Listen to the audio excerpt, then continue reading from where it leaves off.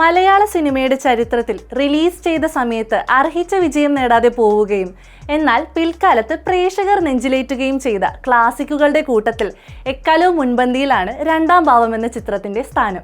ലാൽ ജോസ് എന്ന ദീർഘവീക്ഷണമുള്ള സംവിധായകന്റെയും സുരേഷ് ഗോപി എന്ന നടന്റെയും കരിയറിലെ ഏറ്റവും മികച്ച പരീക്ഷണങ്ങളിൽ ഒന്നായിരുന്നു ഈ സിനിമ. നന്മയുടെയും തിന്മയുടെയും രണ്ട് വ്യത്യസ്ത ധ്രുവങ്ങളിൽ നിൽക്കുന്ന ഇരട്ട സഹോദരന്മാരുടെ കഥയാണ് രണ്ടാം ഭാവം പങ്കുവച്ചത്. എല്ലാവരും ബഹുമാനിക്കുന്ന നവനീത് കൃഷ്ണൻ എന്ന അധ്യാപകനും അധോലോകത്തിന്റെ ഇരുണ്ട ഇടനാഴികളിൽ ചോരയും പ്രതികാരവുമായി ജീവിക്കുന്ന കിഷൻ എന്ന ഗുണ്ടയും സുരേഷ് ഗോപിയുടെ കൈകളിൽ ഭദ്രമായിരുന്നു.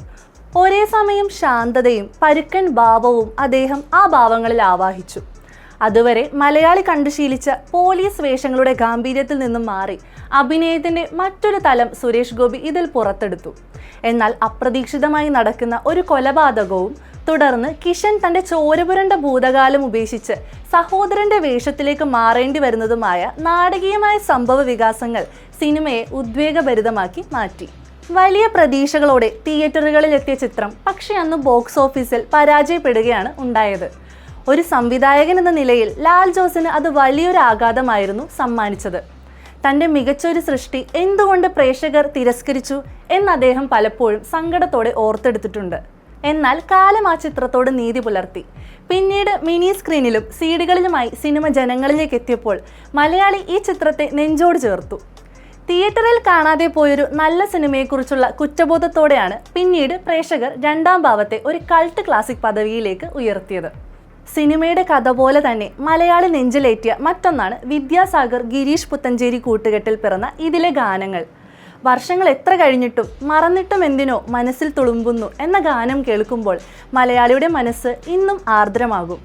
ഈ മനോഹര ഗാനത്തിൻ്റെ പിറവിയെക്കുറിച്ച് സംവിധായകൻ ലാൽ ജോസ് പങ്കുവച്ച ഓർമ്മകൾ കൗതുകമുണർത്തുന്നതാണ്.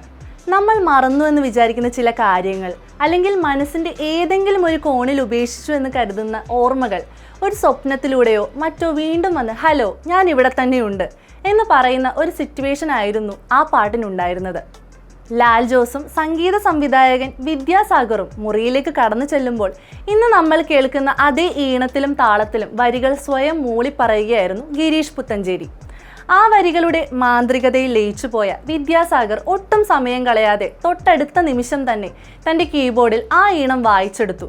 അങ്ങനെയാണ് മലയാളികൾക്ക് ഒരിക്കലും മറക്കാനാവാത്ത ആ ഗാനം ജന്മമെടുത്തത്. പരാജയങ്ങളിൽ നിന്ന് പാഠം ഉൾക്കൊണ്ട് മുന്നേറുന്നതാണ് ജീവിതമെന്ന് ഓർമ്മിപ്പിക്കുന്നതാണ് രണ്ടാം ഭാവത്തിൻ്റെ കഥയും അതിൻ്റെ പിഞ്ഞാമ്പുറങ്ങളും. കാലം തെറ്റിയിറങ്ങിയ ഒരു മാസ്റ്റർ പീസ് എന്ന് ഇന്നും ഈ സിനിമയെ വിശേഷിപ്പിക്കാം. കാരണം ചില സിനിമകൾ തിയേറ്ററുകളിൽ തോറ്റാലും പ്രേക്ഷകരുടെ മനസ്സിൽ എക്കാലവും ജയിച്ചു തന്നെ നിൽക്കും.